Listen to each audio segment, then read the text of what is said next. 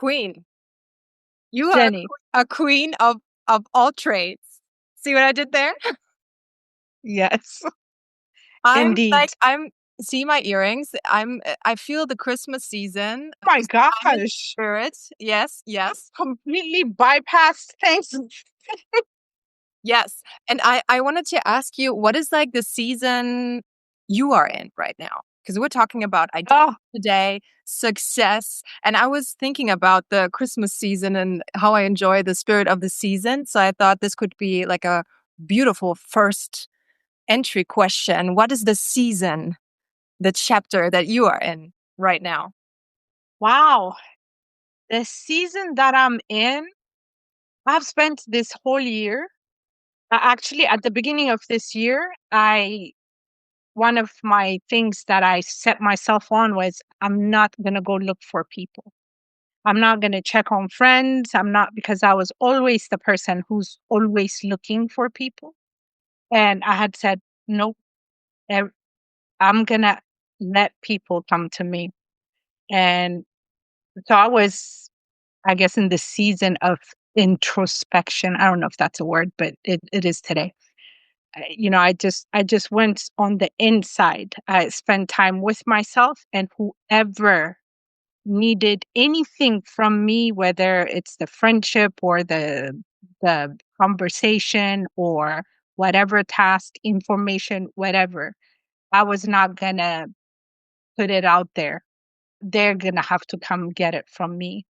And when I tell you what an incredible year it had, I mean, I met you, and I've met so many. I really have to go back and document the number of incredible people that I've met this year. Hmm. And going into myself, I actually made myself more available for new people to come into my life and do cool things. So I've been meeting new people and doing cool things. That's the season I've been in. It also sounds like a reciproc. What is the English word? Reciproc. Reciprocal, Yeah, reciprocity, yeah, one of those. that's what it sounds like. Like Yeah, more receiving mode instead of doing, you going out. Because that's what you yeah, do. And that's also what this episode is going to be about. All the different shades and sides and versions and identities that you have, they are all like very powerful. So it seems like you took a step back and let like the basically put yourself in receiving mode, right? yeah. Amazingly, the main thing really was because I was very heavy in social media, sharing, documenting everything that I was doing, all my thoughts, everything that I ate, all the people that I spent time with, whoever I had, whatever conversation, whatever aha moments I had. I felt the need to, oh, I got to post this. All ideas. And it became, honestly, it became a burden. And I felt like I was imprisoned by the task, the desperation to share everything. And I had convinced myself where the world needs everything that I come up with, and I had to, I guess, humble myself honestly, and realized, you know what, I stopped posting. So that was a way of going inside for myself, and I stopped posting. And a few people, reached out saying, I miss you, are you okay? But in general, guess what, the world just it's kept going. It did not miss a beat, but for me, really has made me stronger, more self-aware, and just content, honestly. Super, super content. I call it, I've reached a cruising altitude for now anyway.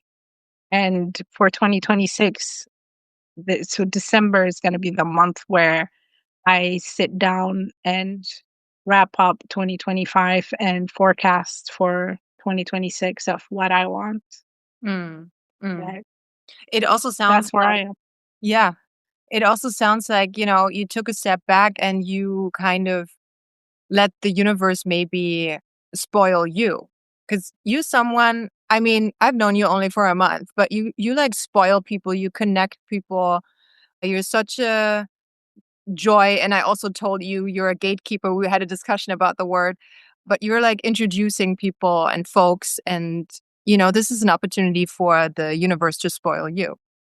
No, well, the way I feel about that is, why not? Like, imagine if I'm just hoarding all this, whatever it is, if I'm hoarding it, how in the world would that help me in any way, honestly? Besides, I don't know, just because I don't, I live in a space of there's no lack in the queendom. It's just none, right? And I also know just from experience that the more you give, whatever, if you give more smile, you get even more smiles back. If you give kindness, it's that word that you said, the reciprocity. And the universe, uh, God, however you want to put it, it's so incredibly generous, so generous, more than you could ever imagine. You give this much and you get this much back, like every time without fail, in every way. So why would I ever put a monkey wrench in that? And and if there's no lack, you can't take what's mine. I know what's mine is going to be mine no matter what. So why would I like hold on to things, whatever it is, that just bring more people into it? And I feel, honestly, if people in general were happy in their lives, I'm talking about every human being, right? If people in general were just happy in their lives, we wouldn't have all the strife that we have. Really, we wouldn't. There'd be no wars. We'll just be, I don't know, dancing, walking by the river. Exactly, right? We'll just be living, like we'll be full-time living without hurting anyone. I mean, don't get me started now. Like, don't get like my shimmy belt and start shimmying. But we make life harder than it needs to be, honestly. We really do. And it's so unfortunate. So, so unfortunate. And That's all. yeah, that's all. That's it.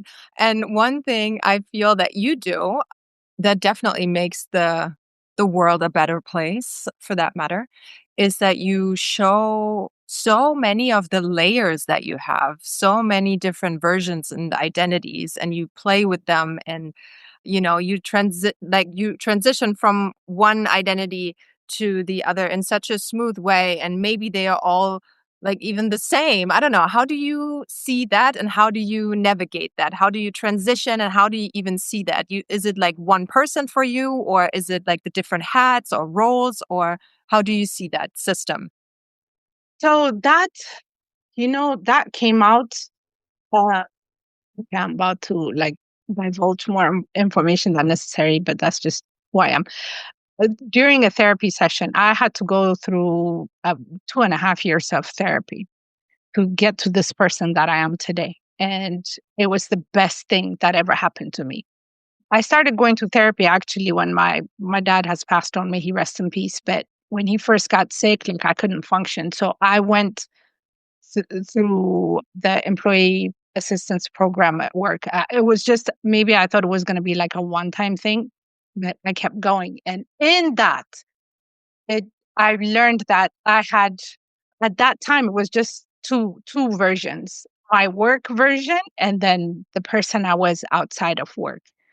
And I couldn't put my personal things on my work calendar, and I couldn't put my work things on my personal calendar, because I honestly thought I was these two different, completely different people. And the therapist said, "Why do you think that?" I said, "I don't know. I just can't mix it." And he's like, "There's only one you." And it took probably a whole year for me to understand that there's only one you. From there, I started seeing myself really as an octopus, right? One head, one body, 8 tentacles, you know? And they all serve that one brain, one body, one entity, right?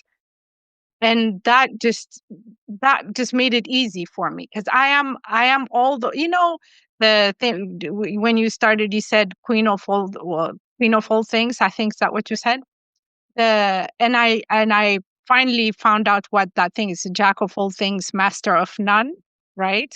But the rest of that's no, listen. But the rest of that statement is jack of all things, master of none, but oftentimes better than a master of one, right?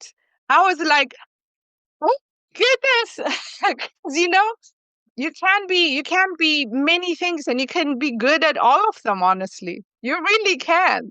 And There's no, like, one side of you does not cancel out the other side. And it's the same thing. Just like I think having children taught me that, you can love your children equally or very strongly, both of them, but in different ways, right? It doesn't make one is better than the other. It's just they're equally good, but they're just different. It's the same thing. You can do many, many things. You can have many interests, and you can dabble in all of them and be good in all of them. mm, And that just it freed me. And then when I turned 50, like, the floodgates of freedom opened. I left the cage. And after that, I've just been walking in water. Yeah. I do all the things. I work for the city. I do massage. I'm a real estate agent. I wrote a children's book. What else do I do? I do the meditation, sound bowl, healing. I don't even know, honestly, all the things that I do. And we do public speaking, storytelling now. yes. I'm taking sewing, so I might become a designer. It really is possible. And people ask me, like, how do you have time?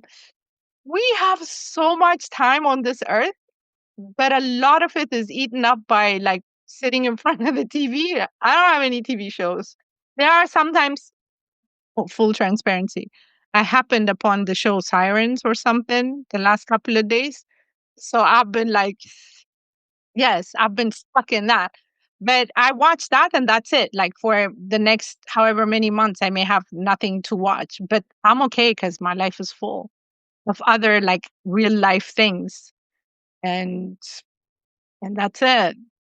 By the way, I It's love just that you show. could be I many love it things, so and much. We have to yeah. talk about it after this interview. But how would you say how does it enrich your life to to be able to express all of these different sides that you have and invite others too, like and new sides of yourself. Telling you, if there was, uh, it feels amazing. It really, really feels amazing. And look, every time, every day when I wake up, really, and I've told you this before, my first thought is, I'm still here, and let's do this. Let's do this. And that enthusiasm, honestly, I think is in me because I get to express all sides of me. And I have to give the biggest shout out to my husband, who's also an Ethiopian man, and I'm so grateful that he literally allows me to be all the versions, all of them. And he just gives me the freedom to just be who I am, and loves me in all my versions. And I'm so grateful to that. Because a lot of times family is what stops people from fully expressing who they are, right? Or traditions, or culture, or religion, all of those things. As long as you're not hurting anybody in any way, just live, bro. Just live. Like, the other people, your coworkers, the people on the street, you think people are looking at you? They're not. They're really not. They're engrossed in whatever's going on in their lives.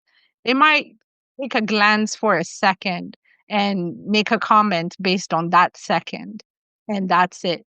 But if you think people are, like, sitting there studying you, they're not. So might as well live and milk this life for all it's worth.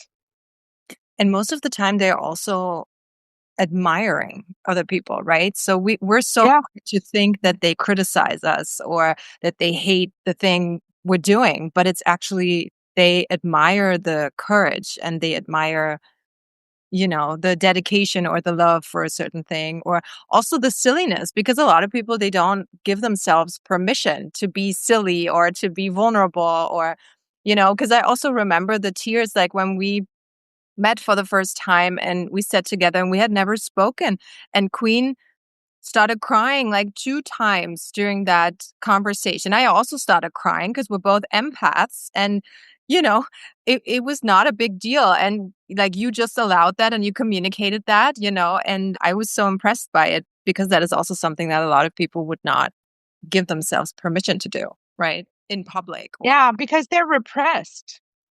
Oh my gosh. My entire generation, especially, I'm talking about like the people that I grew up with, went to school with. We had, I hope they won't see this, but even if they do, the truth is the truth. We had a reunion uh, last month, and I felt like I had to go back into the cage to be able to hang out with my own folks. Like these people have known me since I was a kid.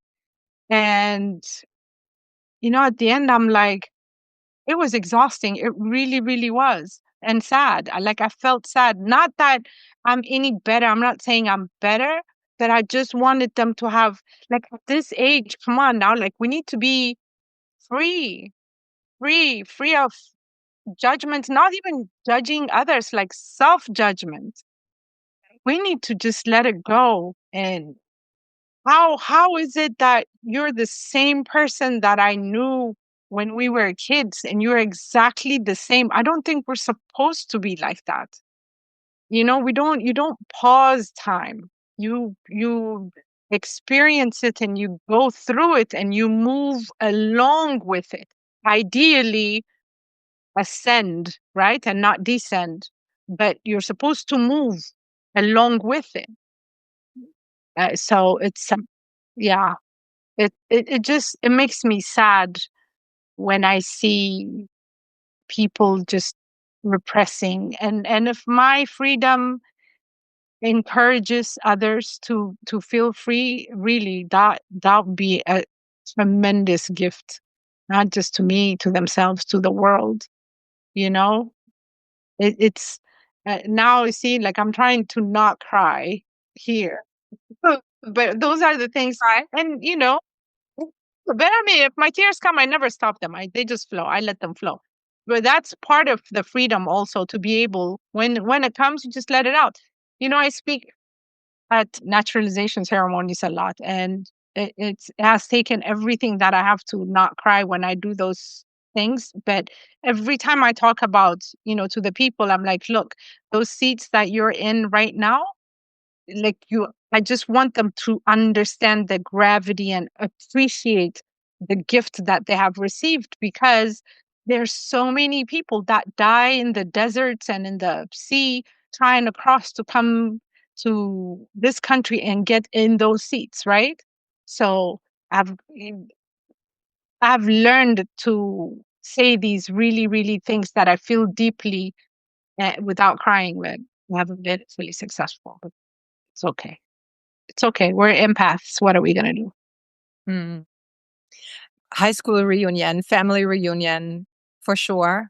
My condolences. It is always interesting and challenging. And I feel like, people, we do this like self-help work. We go to therapy, we do the body work and all of that. And I feel like that's the real test, How do you, like, when you go back to your family or when you go to reunions, like, how much have you learned? Are you able to have compassion? Are you able, because we were also talking about the resentment that we have as people who, like, lead, right? And it sometimes feels like you're carrying a lot because, not you specifically, us as leaders, because we have this light and we have this torch, and other people, they are inspired by us. But then it also feels like isolating sometimes, because we also need to connect, and we also need to be, like, carried sometimes, or we want to relate on, like, on a certain level of intelligence, emotional intelligence. And yeah, so can you speak on that maybe? Yeah. So when it is, you know how there's a saying, it's lonely at the top. And I'm not saying we're at the top, but we're at the top of our journey. And this is not the end, but we're high we're in a higher state in our personal journeys, right?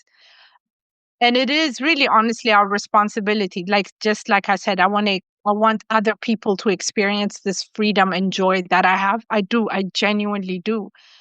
So, but sometimes it really is lonely. Just like when I went to the reunion and I felt like I had to get back in the cage because otherwise I'd just be sitting in the corner looking at this group of people that I no longer know.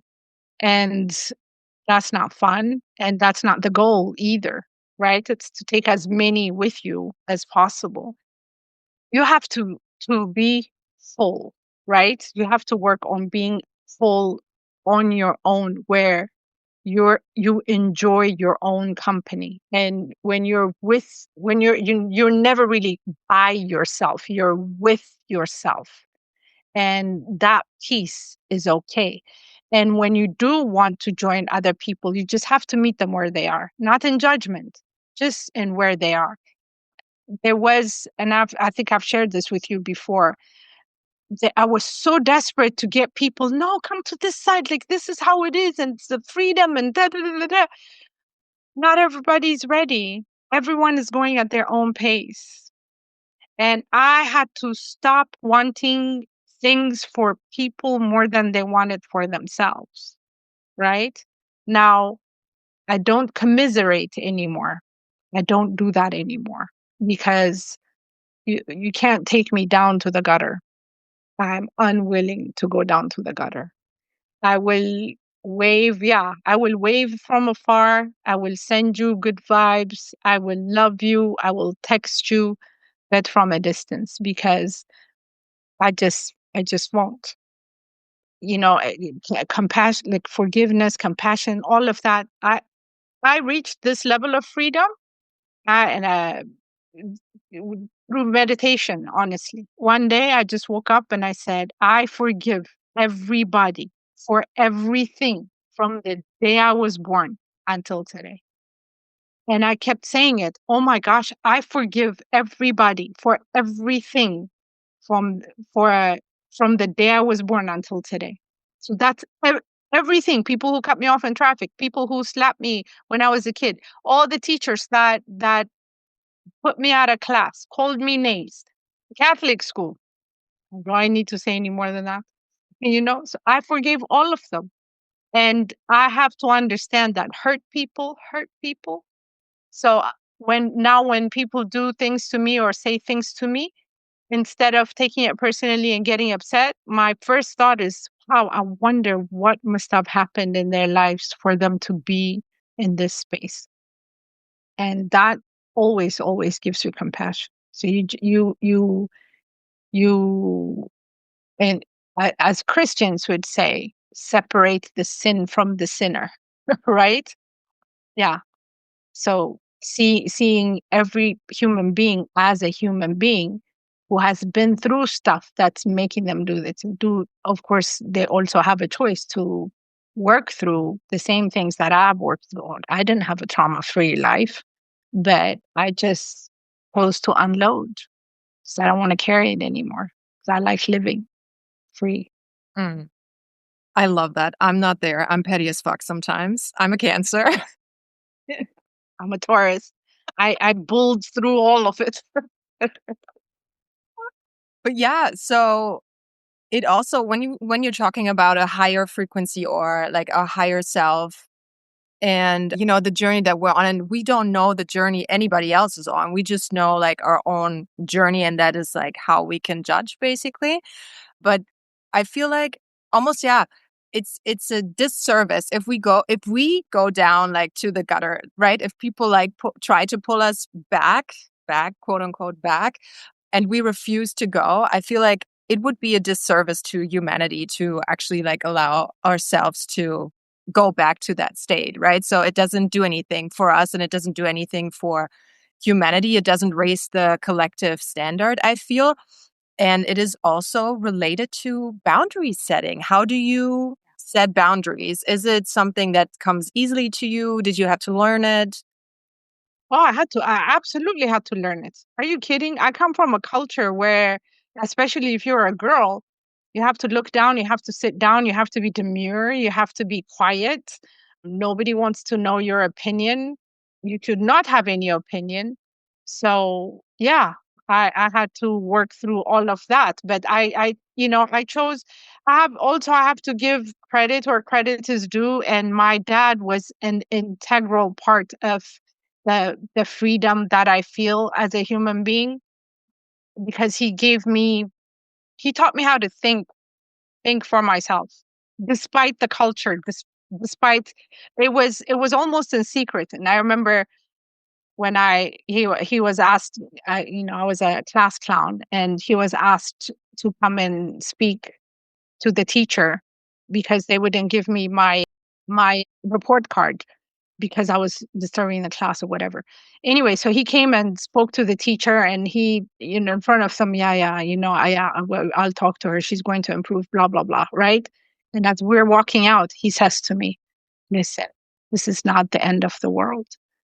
I just want you, just when you're in class, just play along, follow the rules. And when you get out, when you come home, you can be whoever you want to be. But when you're in class, just for the day, just for those times that you're in class, just follow the rules. And I think that's when I woke up and understood that, aha, okay. So in this cage, I need to act this way. I didn't understand the magnitude of that freedom at that time, but now as an adult and as I look back back in the days, these moments where the switch happened in my brain to get me to where I am now. Yeah, so it's you have to give really yourself a lot of grace, a lot of grace. And when you give yourself a lot of grace, then you also learn to give others, to extend that grace to others. Because you also know you didn't wake up like this. It took a lot of work for you to get to this mindset, right? So you have to understand that, people's journeys are different and sometimes they take longer. And how you set boundaries, honestly, is by just saying no and being okay with that no. I learned that from Oprah. No is a complete sentence. You don't have to give explanation. I said, I taught, oh, let me tell you the most amazing thing that happened. I taught my mom because my mom, she couldn't say no. And if she said no, she felt like she had to give them like a dire reason. Somebody was sick or like some like big thing that, people would say, oh, okay, I understand. I told her, I said, Mom, you're fully grown and you could just say, no, you're not able to. And that is enough. Like you don't have to give any more. You don't owe anyone any explanation, you know? And it's okay. And she's learning. I mean, she's not fully there yet, but she's learning. I try, if I say I will do something, I really do. I do everything I know how to make it happen. But sometimes you can't. And you can say, I'm sorry, I was not able to accomplish whatever. I had the best intentions, but you don't have to give any further explanations. Hmm. That's the that's the boundaries that I've reached that level. I can say no without guilt. Queen, would you say that there was a time in your life where you maybe hid a certain side that actually was important to you and you were not able or you didn't give yourself permission to show it? And then how did you integrate it and maybe reconciled it and now it's shining? I'm sorry, can you say it again? Was there like a time in your life where you felt like a certain side of yourself or a version or an identity wanted to emerge and you suppressed it, although you felt it could be like important on your journey or it's actually something that you like? And then finally you gave yourself permission to shine that light. Yeah, my entire 30s. Even actually, honestly, even now, because some of the way I think could be controversial, right? So a lot of times I'd rather stay silent, to be honest, to not create conflict. But it has to be it has to be not important enough for me, right? Like, let's say if somebody's life was on the line and if I was silent, they would be dead, then okay, I'll speak. You know what I mean? Or something like that, right? I mean, I work, for immigrants and refugees and so on and so forth. So there are many things that I cannot be silent on, even to my detriment. So in those cases, I'll speak. But in general, if I don't see like I mean, I guess I could just say it depends on the issue, whether, but I don't speak just to speak. There could be meetings where I could be silent the entire time because I don't feel whatever my opinion is will add anything to the meeting, for instance. So I don't speak just to be speaking. But if it is like I can't sit and watch somebody being abused, for instance, or if somebody's talking down to someone, I can't sit and watch that. I will say something. Then I might have to get up and leave. But those types of things I can step in. But I don't like, it's amazing. I don't like arguing. I don't like arguments. I don't like conflict. I will never be the one to start conflict. I mean, I'll finish it if you start. I'm not. I'm not like sit down and take it kind of girl. But if you start, I'll finish it. Right? I'm never one to start it. Hmm. And I mean, we have so many things to talk about, but to close out the conversation today, we were talking about multidimensionality. There are, like the women that I work with, they very often became successful with a certain product or a certain side that they showed of themselves, and that's the path basically, that they went on. And it's very like linear. So sometimes they are scared to show these other parts of themselves because it might cost them opportunities or like certain projects. What would you say to these women? Well, Jenny, like really honestly, for full transparency, like I get it. I really do. To the point where I have not fully gone out there and shown who I am on some of the silly things and dancing and da da da. But the bravery that it takes to show any side of you out in the open in the wild, that is the internet, that is incredible bravery, honestly. And thinking that you might get a backlash for something, I mean, these are real things. But fear should not govern who you are, honestly. If you honestly believe in something, just go out there and don't live in fear. You're already out there, right? So just go full gusto, honestly. And believe, as long as what you believe actually is not hurting anyone, right? So that's the thing. I don't, as diverse as I am in my head and in everything that I am, I don't do politics, I don't do religion. I don't talk about anything that is polarizing, because a lot of the world is not ready to even have an open discussion about these things, because a lot of times, like, what I believe is what I believe and I don't care what anybody says. Now, do I want to put myself out there in front of the firing squad? No, absolutely not. I like my peace, I like my comfort, I want to stay alive, and I don't like harsh criticism. As much as I don't care about other people's opinions. I'm also a human being, right? So I understand what, whoever these women are, I understand. But if you believe in whatever you have, you truly believe whatever you have will in the grand scheme of things will benefit humanity, then go for it. Go for it. And those who need your message will get it. Not everybody will, but those who really need your message or whatever product that you have, those who really need it will find it. And then you have done what you were put on this earth to do. And you have to silence the extra noise, and don't be in fear of it. It's not everybody's going to love you, even as cute and queenly as you are. And guess what? It's okay. Just love yourself, and it's all good. Hmm. Yeah, and I think also for me, it's two things. One is really self-expression. That's like a desire the soul has, I feel, so from a very selfish, standpoint, just the expression of the soul.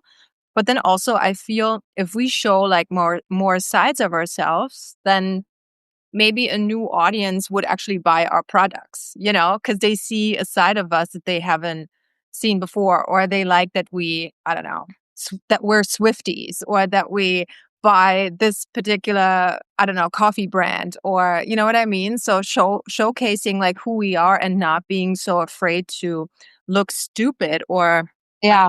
the women that I work with, for example, they have like a professionalism issue also, I feel, being perceived as professional. They want to like prove themselves, right? So I feel like if we take a step back and really just showcase who we are, like the different flavors Yeah. we have, embrace them in ourselves and then show them to the world, everyone can benefit. And maybe we can sell more stuff, as well as a result. Yeah. Get out of that. Get out of your head. Listen, I spend my day being super professional, you know, hanging out with high level government folks from all over the world. And on Saturdays, I'm a belly dancer. So there, and I'm good at both and everything else. So just don't limit yourself. Separate, if you have to categorize and compartmentalize who you are, that's okay. And know when to do what, right? Just because you're a professional and whatever, it doesn't kill all your other sides. Why are you putting yourself in just one box? For whom? I think it's it's fear of other people, and the culture is so oof. I mean, I get it. Culture is a very, very hard thing to get past, because when you walk outside, when you get off the screen and go outside, these are the people that are seeing you, right? And it's scary.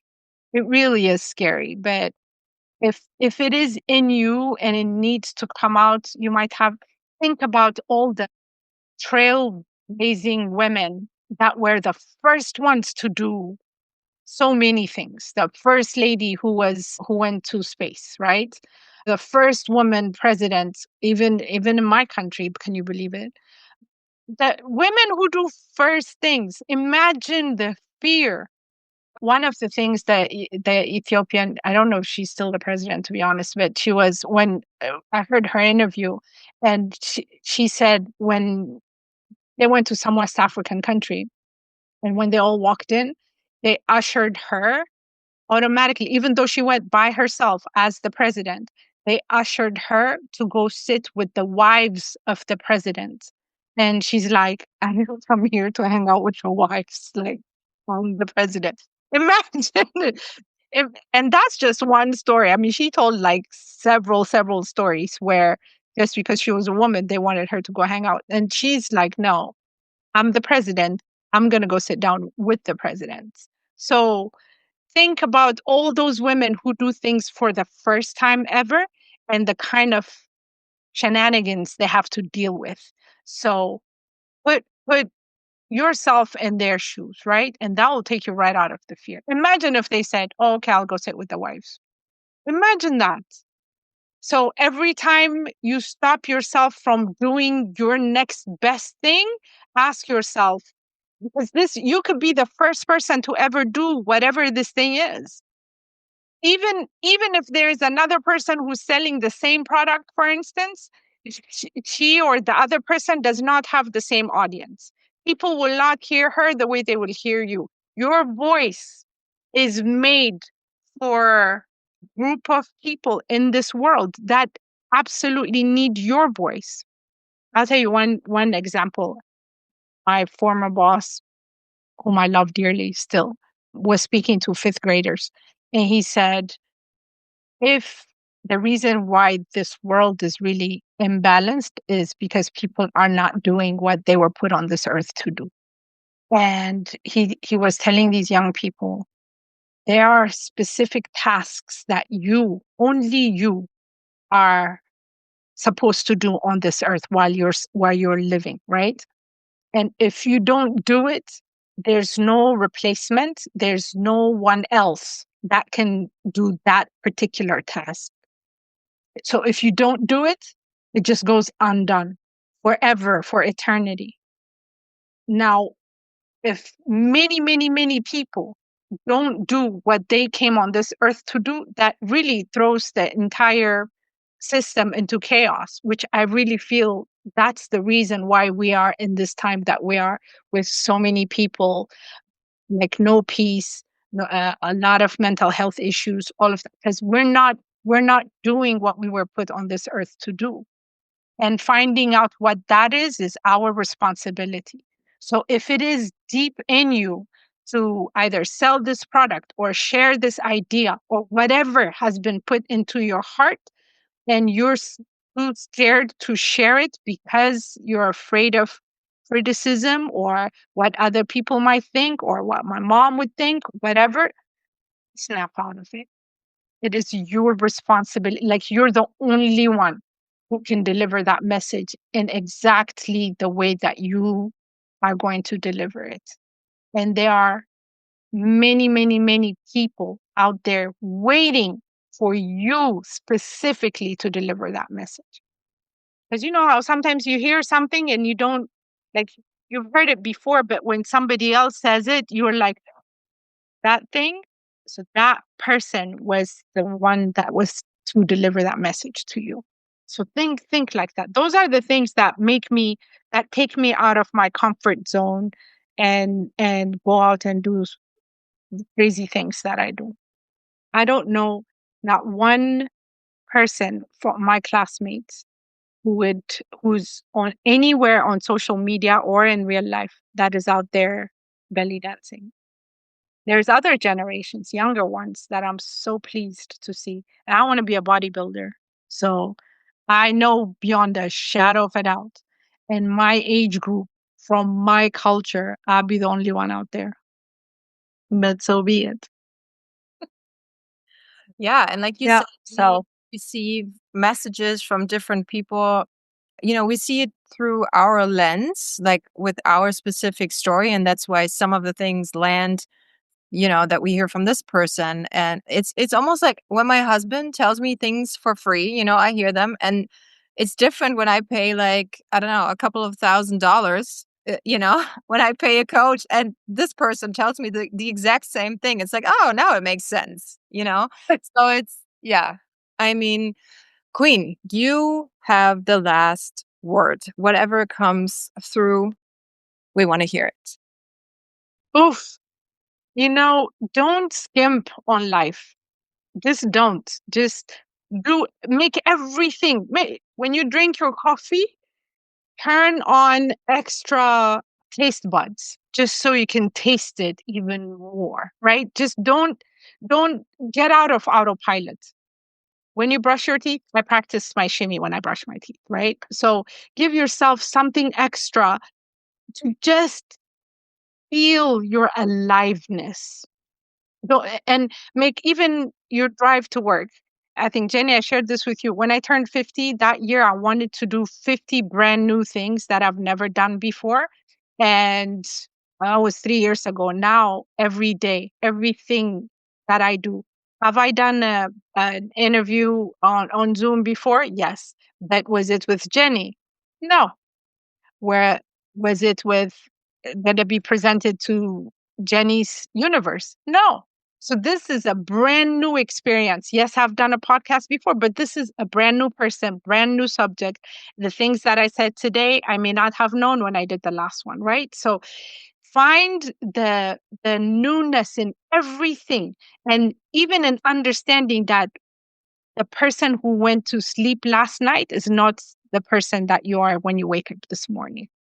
Your body has changed, your cells have changed, hopefully and ideally for the better, right? But whatever the case, you're a different person every moment of the day, and be like fully present in that and enjoy it.